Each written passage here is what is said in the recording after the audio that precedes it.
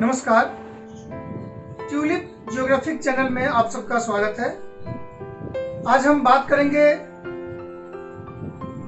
Causes of migration, जो कि chapter 2 migration India people and economy के अंदर है। और today topic is causes of migration from chapter 2 India people and economy. Generally, people are emotionally attached to their birthplace and residence. लोग सामान्य रूप से अपने जन्म स्थान के प्रति समर्पित होते हैं।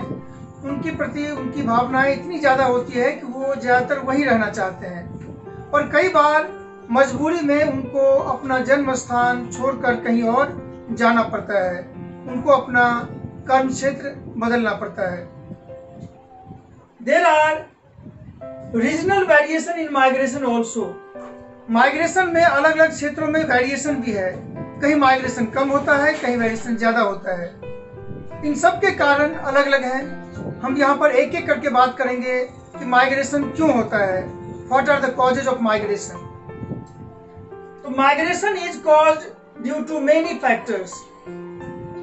कई कारकों की वजह से माइग्रेशन होता है। हम उन कारकों के बारे में बात करेंगे एक एक करके। These factors are related to many conditions such as economic condition, political condition, social condition, etc. We can divide these factors into two parts. First is push factor, second is pull factor. हम इन कारकों को दो भाग में बांट सकते हैं, प्रतिकर्ष कारक और अपकर्ष कारक। Now, with the help of this two diagram, we can understand the factors or causes of migration. हम इन दो पाई चार्ट की सहायता से प्रवास के कारणों की जांच कर सकते हैं, उनको समझ सकते हैं। तो आप देख सकते हैं यहाँ पर दो पाई चार्ट है। पहला है पुश फैक्टर ऑफ माइग्रेशन, दूसरा है पुल फैक्टर ऑफ माइग्रेशन।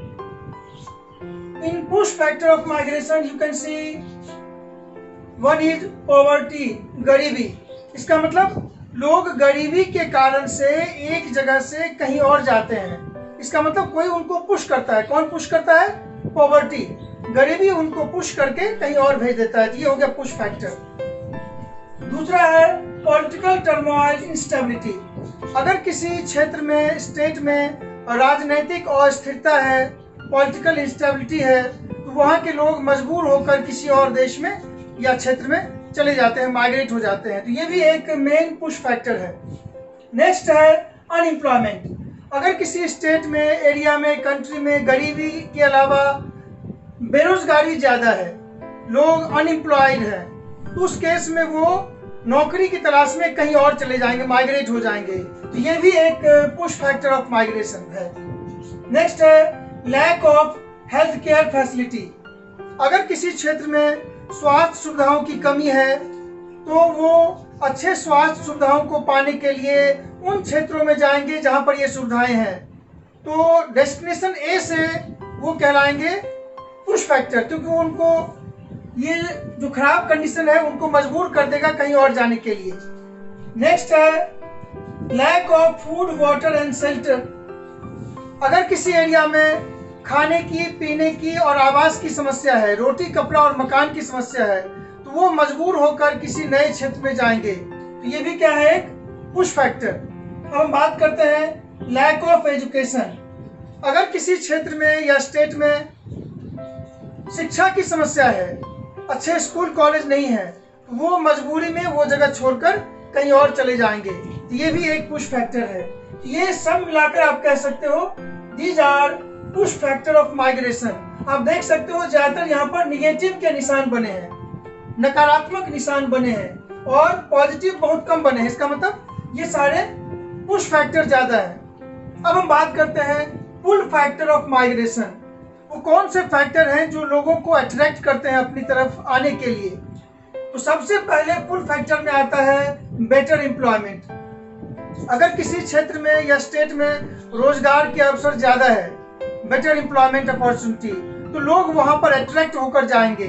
तो ये हो जाएगा पहला पुल फैक्टर। नेक्स्ट है better food water shelter facility.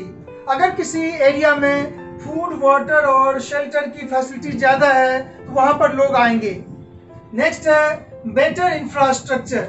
अगर किसी एरिया में रोड, रेल, बस, फ्लाईओवर और अन्य सारी इंफ्रास्ट्रक्चर है तो लोग वहाँ पर जाएंगे। ये भी हो जाएगा पुल फैक्टर। अगला है पॉलिटिकल स्टेबिलिटी। अगर किसी एरिया में राजनीतिक स्थिरता है, कोई मतभेद नहीं है ज़्यादा, तो वहाँ पर लोग आना चाहेंगे। ये भी है पुल फैक्टर। नेक्स्ट है इको फ्रेंडली एनवायरनमेंट। कहीं पर पॉल्यूशन नहीं है, ट्रैफिक जाम नहीं है, तो लोग वहां पर आना चाहेंगे। ये भी पुल फैक्टर। आप देख सकते हो यहाँ पर पॉजिटिव और सकारात्मक निशान ज्यादा बने हैं और निगेटिव निशान कम बने हैं। इसका मतलब यहाँ पर ज्यादातर पुल फैक्टर है। तो ये थे माइग्रेशन के कॉजेज, पुश और पुल फैक्टर। इस प्रकार की वीडियोज आगे भी देखने के लिए सब्सक्राइब बटन को टच करके सब्सक्राइब करें।